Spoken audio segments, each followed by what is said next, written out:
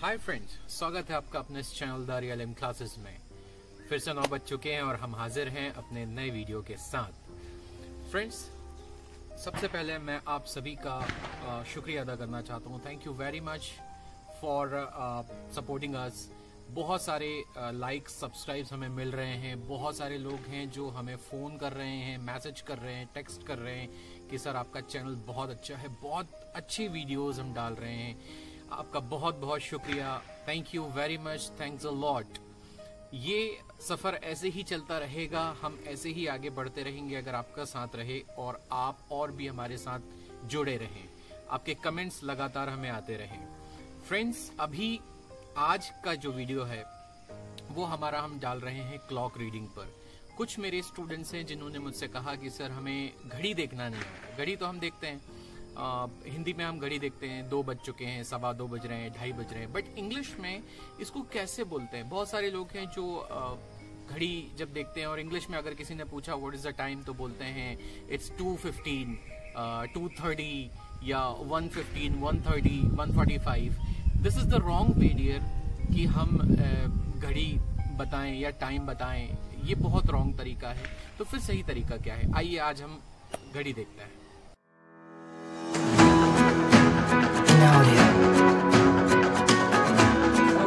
तो clock reading एक तरीके का आर्ट समझ लो इसको, या आर्ट होता है जैसे भी, क्योंकि जब भी हम किसी से पूछते हैं ना घड़ी देखने के लिए कि क्या टाइम हो रहा है, कितना बज रहा है, कितना टाइम हो रहा है, तो यूजुअली क्या होता है कि जैसे सामान हो रहा है तो लोग बोलते हैं कि सर 9:15 हो रहा है, या लोग बोलते हैं 9:30 हो रहा है, 9:25 हो रहा है।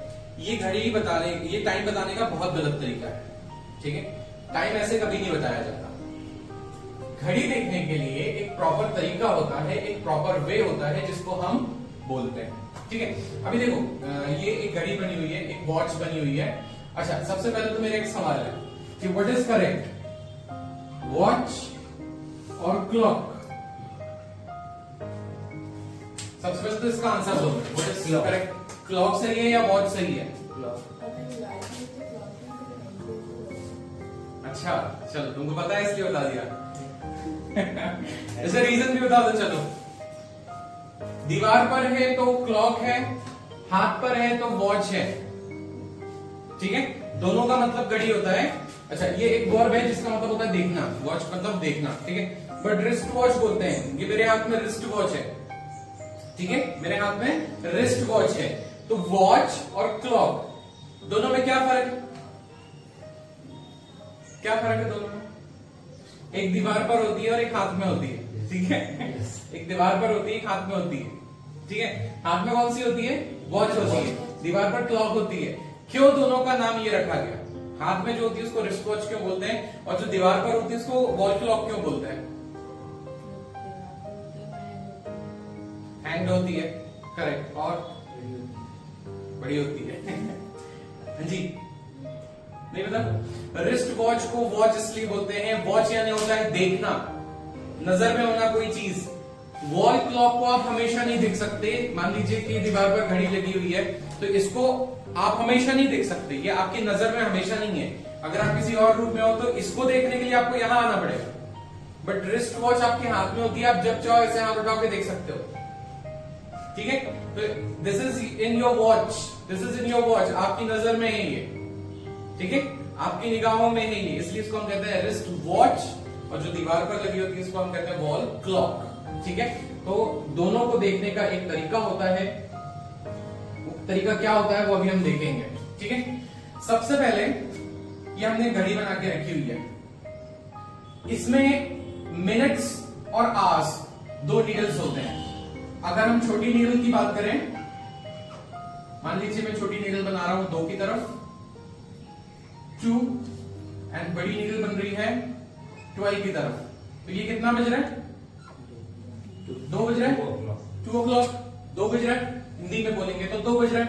ठीक है, अब ये जो मिनट्स होते हैं ना, ये बने होते हैं जैसे 12 के बाद 1 2 3 4 5 6 7 8 9 10 11 फिर 12।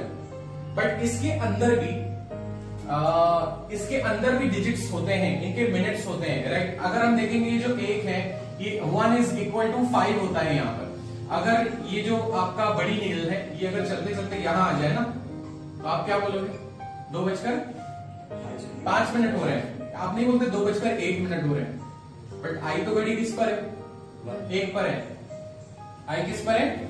1 पर है। हाँ, तो ये क्यों बनाया गया? क्योंकि अगर हम पूरे डिजिट्स बनाते यानी 1 2 3 4 5 6 घड़ी पर लिखते तो इतनी बड़ी बड़ी घड़ियां होती। घड़ी का स्वरूप छोटा करने के लिए, घड़ी का आकार छोटा करने के लिए 1 = 5 रखा। ठीक है, 1 = 5 रखा और बीच में छोटे छोटे एक पॉइंट टाइप के बना दिए जिससे हमको 1 2 3 4 5 6 7 8 का ऐसा नॉलेज हो जाए कि भाई हाँ यहाँ पर है तो ये 5 पर है, यहाँ पर है तो ये 6 पर है, 7 पर है, 8 पर है। ठीक है, तो ये हमको ध्यान में रखना सबसे पहली चीज। तो घड़ी में 1 2 3 4 5 6 7 8 ये मिनट्स होते हैं। ठीक है, और 1 2 3 4 5 6 7 8 ये 12 होते हैं। दोनों चीजें क्लियर हो जाए, एक तो मिनट आपका क्लियर हो जाए, दूसरा आर आपका क्लियर हो जाए, क्योंकि आर आपके 12 ही रहेंगे। 12 इधर और 12 नाइट में, 12 डे में, 12 नाइट में। अच्छा, एएम पीएम भी हम इसको बोलते हैं। एएम का मतलब क्या होता है? एएम और पीएम का मीनिंग क्या होता है? हाँ, ये तो हमने टाइमिंग बता दिया। नहीं, रात के 12 बजे से दिन के 12 बजे तक हम इसको कहते हैं एएम। ठीक है, और दिन के 12 से रात के 12 तक हम इसको कहते हैं पीएम। क्या होता है? चलो ये ढूंढ के लेके आना। ये फुल फॉर्म में कुछ चाहिए, बहुत इजी चीज है, बहुत इजी चीज है, ये आराम से आपको पता चल जाएगी। ठीक है, चलो अभी इधर ध्यान देते हैं। ठीक है, तो 12 आवर्स में 2 पार्ट्स हमने बना दिए हैं।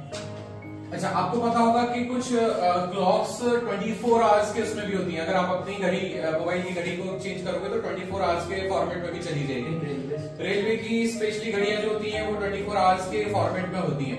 तो 24 आवर्स का फॉर्मेट भी फॉलो किया जाता है, बट नॉर्मल हमारी जो क्लॉक्स होती हैं वो 12 आवर्स के फॉर्मेट में होती है। तो ये जो 1 2 3 4 5 6 7 8 है ये आवर्स को रिप्रेजेंट करता है और मिनट्स को भी रिप्रेजेंट करते हैं। ठीक है, मिनट्स को रिप्रेजेंट करेंगे तो 1 = 5 होगा और आर को रिप्रेजेंट करेगा तो ये खुद का डिजिट रखता है यानी कि 1। चलिए आगे बढ़ते हैं। अभी इस पूरी घड़ी को हम 2 पार्ट्स में डिवाइड करेंगे।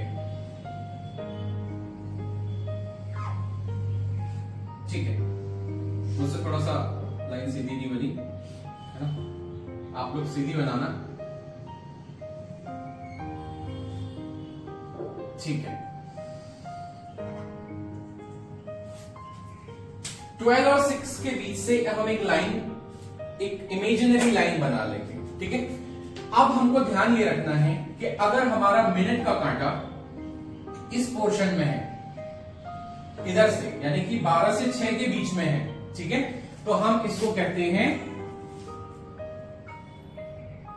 Past.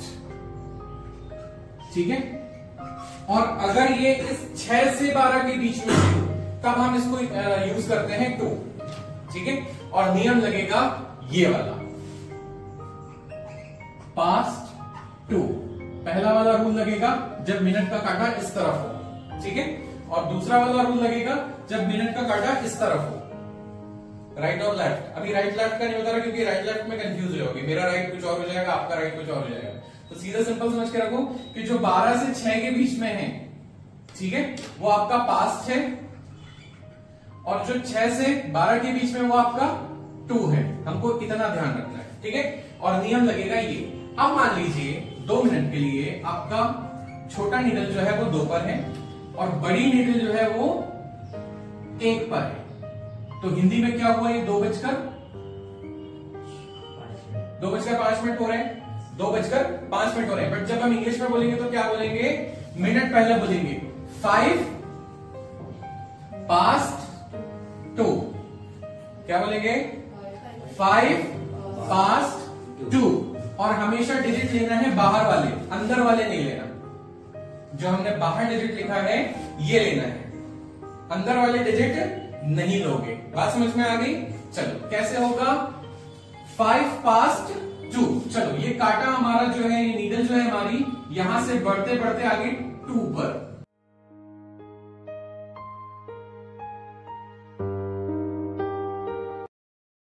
So, what is the time?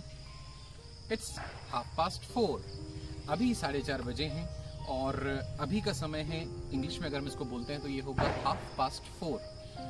Video जहां पर खत्म हुआ है ये 2:10 था। आप सभी लोगों को कमेंट करके मुझे बताना है कि इसको इंग्लिश में क्या कहते हैं। फ्रेंड्स, ये था पार्ट 1। अब हम इस पर पार्ट 2 बनाने वाले हैं और अगले हफ्ते रात 9 बजे इसका पार्ट 2 आ जाएगा।